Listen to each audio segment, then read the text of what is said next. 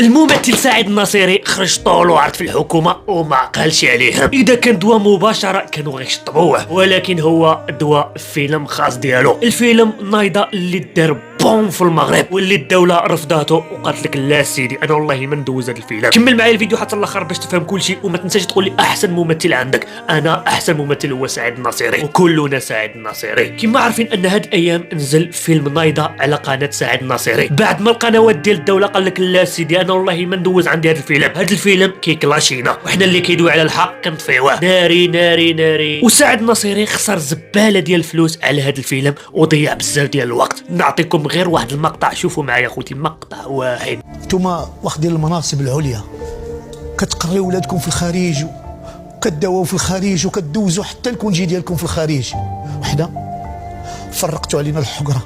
واش بغيتونا نبقاو ساكتين نشوفوا السرقه والخيانه والرشوه